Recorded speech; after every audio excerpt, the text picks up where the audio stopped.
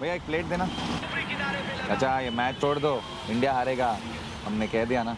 हमारा bowling attack और एक घटिया बैटिंग, पिच कंडीशन। जीतना है तो खेलो प्ले स्पॉट पर, बनो खेल का नया बादशाह। नमस्कार, गुड इवनिंग, मैं हूं विक्रांत गुप्ता। वैसे सिडनी टेस्ट मैच में आज का दिन भारत के लिए दर्द ही देकर गया है, क्योंकि खिलाड़ियों को चोट लगती रही, वहां टीम को भी चोट लगती रही और खेल खत्म होते होते न सिर्फ भारत इस मैच को बचाने के लिए खेल रहा है, बल्कि इज्जत बचाने के लिए भी खेल रहा है, क्योंकि भारत के दो खिलाड़ी मोहम्मद सिराज और जसप्रीत बुमराह पर नस्ल भेदी टिप्पणियां हुई हैं। आज ये नस्लवाद एक बार फिर उठ गया है। भारत ऑस्ट्रेलिया की क्रिकेट में आपको याद है बार बार ये चीज़ें आती हैं, और आज दिन का जब खेल खत्म होने वाला था, आखिरी ओवर्स में मोहम्मद सिराज फाइन लेग पर फील्डिंग कर रहे थे, तो ऑस्ट्रेलिया के जो दर्शक थे उन्होंने उन पर नस्ल भेदी टिप्पणियां की, उनको गालियां दी। उसके बाद कप्तान ने दोनों अंपायर्स को, मैच रेफरी को कंप्लेंट की। डेविड बून मैच रेफरी हैं, वो आए, बात भी कर गए। अब सवाल यह है कि एक तरफ तो भारत इस टेस्ट मैच को बचाने के लिए खेल रहा है, जो कि मुश्किल है, ये मैच बचाना वाकई बड़ा मुश्किल होगा, लेकिन दूसरी तरफ अब ये नस्ल भेदी टिप्पणी आने से दोनों टीमों के खिलाड़ियों के बीच भी विवाद बढ़ेगा, और साथ ही साथ भारत की टीम को लेकर मुझे लगता है विवाद बढ़ सकता है। मैं आपको सबसे पहले सीधा सिडनी लेकर चलता हूं। सनी भाई, सुनील गावस्कर मेरे साथ है। रात का वक्त हो चुका है। सनी भाई, आपने भी सुन लिया होगा, आप तो चूंकि वहीं पर हैं। ये मैच खत्म होने के बाद खबर आई है कि मोहम्मद सिराज और बुमराह पर नस्ल भेदी टिप्पणियां हुई, भारत की टीम मैनेजमेंट ने कंप्लेंट भी की है। ये आज की बात नहीं है, ये अगर आप हमेशा देखें, एक तो ऑस्ट्रेलिया का मीडिया और जो ऑस्ट्रेलिया का क्राउड है, खास तौर से जब शराब पीकर वो मैच देखते हैं, दोपहर को गर्मी हो जाती है, उसके बाद वो सारा का सारा आपक होकर विदेशी खिलाड़ियों पर नस्ल भेदी टिप्पणियां करते हैं। आपने ये सिराज और बुमराह वाली खबर सुनी होगी। ये जो रेशियल अब्यूज होता है, तो ये तो बहुत बहुत गलत बात है, और यही आशा करता हूँ कि जो मैच रेफरी है और आईसीसी है वो उसमें तुरंत एक्शन ले लेगी। एक एडवांटेज है कि जहाँ पे मतलब इतना क्राउड भी नहीं था, तो जहाँ से, जिस डायरेक्शन से, जिस स्टैंड से ये अब्यूज आ गया है, तो वो कैमरा के साथ वो हम देख सकेंगे शायद। आशा करता हूँ कि देख सकेंगे, और जो लोग हैं जिन्होंने ये जो अब्यूज किया, उनको पकड़कर उन पर एक्शन ली जा सकती। वैसे ये तो है कि 12th मैन का काम हमेशा ही ऑस्ट्रेलिया का क्राउड करता रहा है। आपको याद होगा जब हरभजन सिंह, सनी भाई, इसी सिडनी की तो बात है 2008 की, आप भी थे, मैं भी था, वहां पर एंड्रू साइमंड्स और हरभजन सिंह का विवाद हुआ। उसके बाद सारा का सारा जो ठीकरा है वो भारत के खिलाड़ियों पर फोड़ा गया। मैदान में क्राउड ने भी ऐसे किया था। खैर, उस वक्त तो टीम इकट्ठा हो गई थी, टीम अगला टेस्ट मैच जीती भी थी। ये जो आज हुआ है, इसका असर क्या दिखता है आपको भारत पर? जी नहीं, बिल्कुल नहीं, क्योंकि देखिए, जब मैदान में उतरेंगे तो ये नहीं सोचेंगे कि यहाँ पे कल कुछ हुआ, या क्योंकि जब उन्होंने ये जो कंप्लेंट की है, तो उस सेक्शन में और ज़्यादा मैं समझता हूँ और ज़्यादा सिक्योरिटी होगी, और तो फिर उनको उसके बारे में तो अभी सोचने की कोई ज़रूरत नहीं, सिर्फ मैच के बारे में सोचना। ये यही चीज सताती भी है, क्योंकि ऑस्ट्रेलिया के साथ ही होता है। जब ये सीरीज शुरू हुई थी, आपको याद होगा, सब भाई भाई थे, वो इंडिया ऑस्ट्रेलिया भाई भाई, सब आईपीएल भी खेलते हैं, बड़ी अच्छी अच्छी बातें हो रही थी। हालांकि दूसरा टेस्ट मैच जब से ऑस्ट्रेलिया हारा, न सिर्फ उनके खिलाड़ियों का व्यवहार बदला, जो कि जायज बात है, लेकिन उनके मीडिया का व्यवहार बदला, और अब तो आप देखिए क्राउड भी जो है वो पूरी तरह से भारत के खिलाड़ियों को टारगेट कर रहा है।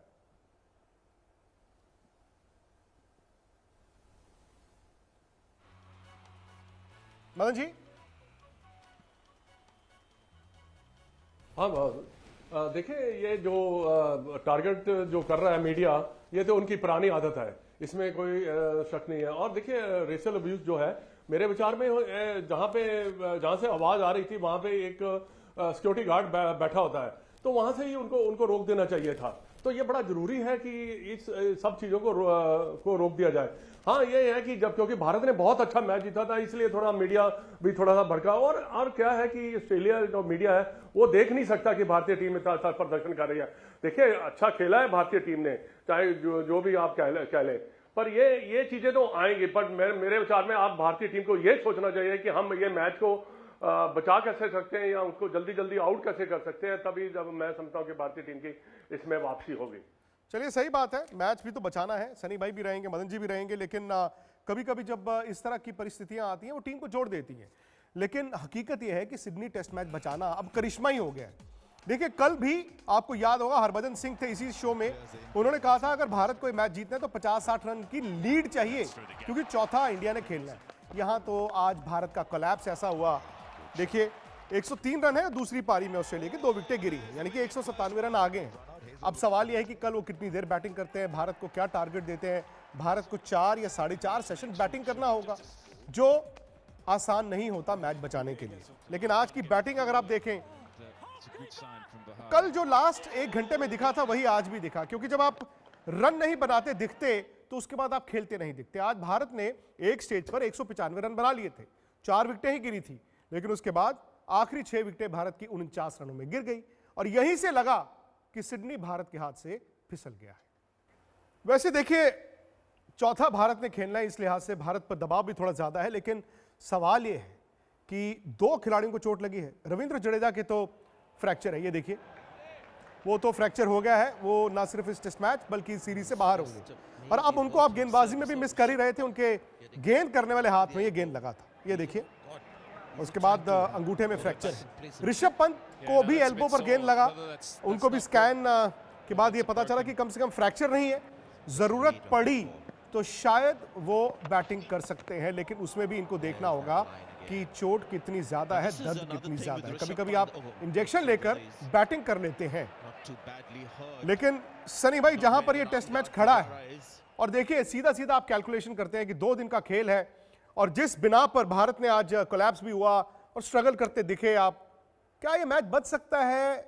मिरेकल, करिश्मा वो हो सकता है? मैं आशा करता हूँ ड्रॉ हो जाएगी, क्योंकि हमारे पास वो तो काबिलियत है। जीत पाना थोड़ा मुश्किल लग रहा है। अगर कल हमारे गेंदबाजों ने इतनी अच्छी गेंदबाजी की कि ऑस्ट्रेलिया को 300 के अंदर ऑल आउट किया, तो फिर जीत की भी सोच हो सकती है।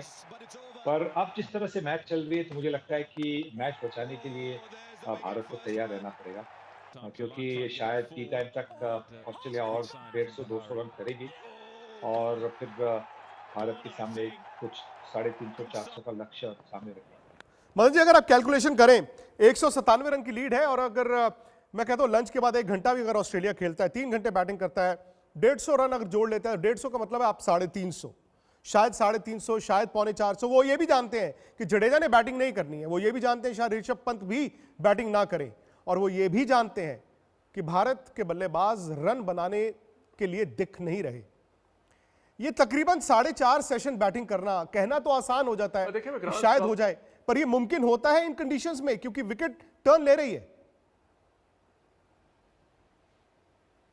नहीं देखिए, ये कंडीशन जो है इसमें कुछ भी हो सकता है। आपने देखा होगा कि आज गेंद थोड़ा सा नीचे भी रह रहा था, नीचे रह रहा। और ये नहीं है कि क्रिकेट में आप एक्सपेक्ट कर सकते हैं अगर हम जल्दी आउट कर लें, 350 के करीब हम आउट कर लेते तो मैच में वापसी भी कर सकते हैं, और कहीं से किसी ना किसी को ब्लाइंडर खेलना पड़ेगा। जैसे रोहित शर्मा जैसा इतना जबरदस्त प्लेयर है, वो को एक ऐसी नहीं खेलनी पड़ेगी, शायद भारत को आप आशा कर सकते हैं पर खेलनी पड़ेगी जिससे कि मैच में वापसी हो। हाँ, पर ये आपकी बात सही है कि जडेजा को हम जरूर मिस करेंगे, क्योंकि ऋषभ पंत का क्या है कि उसको थोड़ा सा और वक्त मिलेगा तो उसकी इंजरी जो है नर्स हो सकती है, तो वो थोड़ा सा बेटर भी हो सकते हैं। पर जडेजा डेफिनेटली मैं समझता हूँ कि बैटिंग, बॉलिंग, फील्डिंग में उसको हम जरूर मिस करेंगे। और मुझे तो ये लगता है मदन जी कि कल शायद पहला आधा घंटा मैच जिंदा है, आधा घंटा जिंदा, जो सनी भाई ने कहा कि कुछ ड्रामेटिक कोलैप्स हो गया जी, आते ही आपके 3-4 आउट हो गए ऑस्ट्रेलिया पर प्रेशर आ गया, आपने कुल लीड जो है वो 350 तक रोक दिया, तो शायद मैच बने।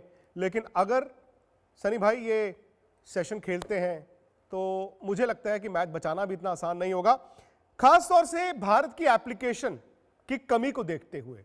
आपने विराट कोहली द बैट्समैन को बहुत मिस किया, क्योंकि उनमें वो एबिलिटी है डोमिनेट करने की, रन यहां से निकालूंगा, वहां से निकालूंगा। आपके खिलाड़ी तो ऐसा लग रहा है जैसे खाट बिछाकर बैठ गए, 3-3 रनआउट हो गए, आप 3-3 खिलाड़ी आपके रनआउट हो गए। नहीं, ये क्या हो रहा है कि जब आपको सिंगल्स भी नहीं मिल रहे, आप इतने बॉक डाउन हो गए कि आप बिंदी गेंदे खेल रहे, तो फिर आपको लगता है कि थोड़ा सा ये मौका आ गया सिंगल लेने का, जहां पे सिंगल होती नहीं है और उसी में आप रन आउट होते हैं। दूसरी एक बात है कि हमें ध्यान में रखनी चाहिए कि एक रविंद्र जडेजा और शुभमन गिल के अलावा रनिंग बिटवीन द विकेट्स में तेजी से बहुत कम ऐसे भारतीय बल्लेबाज इस टीम के बहुत कम ऐसे भारतीय बल्लेबाज है, और इसी की वजह से दूसरा रन अगर लेना है कि या तो टाइट सिंगल लेना है तो वहां पे दिक्कत खड़ी होती। तो ये जो एथलेटिसिज्म जो जरूरत है, उसी से भारतीय टीम को यहाँ पे थोड़ी सी दिक्कतें हो रही है, क्योंकि फील्डिंग में भी जब आप ऑस्ट्रेलिया की बल्लेबाजी देखते हैं तो जिस तरह से वो एक रन ले रहे हैं, क्योंकि हमारे जो फील्डर्स है उनमें वो क्विकनेस है नहीं जिससे वो सिंगल रोक सके। सिर्फ जडेजा के पास है, शुभमन गिल के पास है, रोहित शर्मा जब नजदीक होते तो उनके पास है, पर बाकी लोगों के पास नहीं। अब सनी भाई देखिए, यही रनआउट सनी भाई जो विहारी का रनआउट है जो हेजलवुड ने किया है, आपकी टीम में वाकई में रविंद्र जडेजा के अलावा किसी में एबिलिटी नहीं है कि नीचे से आप थ्रो मार दें। अब सवाल है चेतेश्वर पुजारा का, सोशल मीडिया पर भी है और तमाम जो एक्सपर्ट्स हैं वो इस चीज को लेकर डिबेट कर रहे हैं। कुछ कहते हैं जी देखो पुजारा का खेलने का तरीका ये है, लेकिन ज्यादा लोग ये भी कह रहे हैं कि खेलने का तरीका तो ठीक है, लेकिन जब आप इस तरह से खेलते हैं, इतना स्लो खेलते हैं, आप स्ट्राइक रोटेट नहीं करते, तो सामने वाले पर प्रेशर होता है और सामने वाले उसके चलते आउट होते हैं। देखिए, ये उनका गेम पिछले 80 टेस्ट मैचेस से यही उनका गेम है। इनके गेम में ज्यादा बदलाव तो आया नहीं है, क्योंकि ये उनकी ताकत है, अपनी नेचुरल, उनकी ये नेचुरल गेम और वो खेल रहे हैं, और शायद यही जो उनकी नेचुरल गेम है वो शायद भारत को मैच बचा सकती है। तो उन पर उंगली उठाना मैं समझता हूँ ये ठीक है नहीं, कि बाकी के जो बल्लेबाज आउट हो गए उसका ये वजह नहीं, ये कारण तो आप नहीं कह सकते कि पुजारा की वजह से वो आउट हो, क्योंकि हर एक बल्लेबाज की अपनी गेम होती है और पुजारा अपनी गेम खेलते। मदन जी, कल करना क्या है? क्योंकि कहना तो हम लोगों के लिए बड़ा आसान हो जाता है कि चलो यार कम ऑन इंडिया, मैच बचा के दिखाओ, ऐसा कर सकते हैं वैसा कर सकते हैं, लेकिन जब आपको पता है कि बरसात होनी नहीं है, जब आपको पता है 2 दिन का खेल बचा हुआ है, जब आपको पता है कि भारत के हौसले भी पस्त हो चुके हैं, आप कैसे अप्रोच करते हैं आखिरी 2 दिनों को? नहीं, देखिए, आखिरी 2 दिन को अप्रोच करना में आपको पॉजिटिव ही अप्रोच करना पड़ेगा, क्योंकि आप मैच को छोड़ नहीं सकते, क्योंकि कुछ भी हो सकता है। देखो, हम भी तो आउट हुए हैं ना। का मतलब क्या हुआ? मतलब कि पॉजिटिव का मतलब क्या हुआ? 2-3 विकेट गिरे तो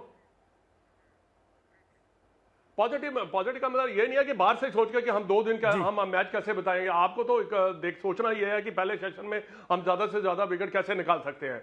अब मेरे विचार में अगर इस विकेट के ऊपर कभी भी आप विकेट निकाल सकते हैं, क्योंकि बाउंस है, मोमेंट है और गेंद टर्न भी कर रहा है, पर यह है कि अगर विकेट निकलते हैं 350 के करीब, हम अगर उनको रोक लेते हैं लीड डालकर, तो भारतीय टीम के भी चांसेस बन जाते हैं। ऐसी बात नहीं है, क्योंकि हमारे जो बल्लेबाज है, ये ठीक है कि जरा थोड़ा सा इस इनिंग में इतना अच्छा नहीं खेल पाए, पर फिर भी मैं समझता हूं कि ऐसी कोई बात नहीं है, हमें पॉजिटिव ही रहना पड़ेगा। खैर, फिलहाल मैच कहां खड़ा आपने देख लिया, लेकिन हकीकत जैसे मदन जी ने कहा, सनी भाई ने कहा, हर रोज एक नई कहानी लेकर आती है। अब आप उम्मीद यही करेंगे कि कल शायद कहानी थोड़ी अलहदा हो जाए, भारत के गेंदबाज जो चढ़कर गेंद करें, आप 2-3 आउट कर लें, क्योंकि यहां सिर्फ भारत के बल्लेबाजों को चौथी इनिंग में मैच नहीं बचाना है, वो निर्भर करेगा ऑस्ट्रेलिया कितनी देर कल बैटिंग करता है, आप कितनी जल्दी उनसे रन बनवाते हैं, क्योंकि ऑस्ट्रेलिया भी 350 पौने 400 से कम आपको नहीं देगा। अब देखना यह है कि वक्त आप उनका कितना जाया कराते हैं, क्योंकि जितना कम आपको चौथी इनिंग में बैटिंग करने को मिलेगी, उतना ही एक लिहाज से आपके पास थोड़ा बहुत मौका होता है इस मैच को बचाने का। लेकिन आज रात 8 बजे हमारे यूट्यूब चैनल स्पोर्ट्स तक पर आप बताइए, मैच बचेगा कि नहीं बचेगा, क्या चमत्कार हो सकता है कि नहीं हो सकता। आई एम श्योर आप लोग बड़े निराश होंगे आज के खेल को लेकर, लेकिन आ जाइए यूट्यूब स्पोर्ट्स तक पर आ जाइए। अगर सब्सक्राइब नहीं किया है तो कर लीजिए, रात 8 बजे आज के एजेंडा में मुलाकात वहीं पर। स्पोर्ट्स से जुड़ी किसी भी अपडेट के लिए स्पोर्ट्स तक को सब्सक्राइब करें और हमारे फेसबुक और इंस्टाग्राम पेज को भी जरूर फॉलो करें।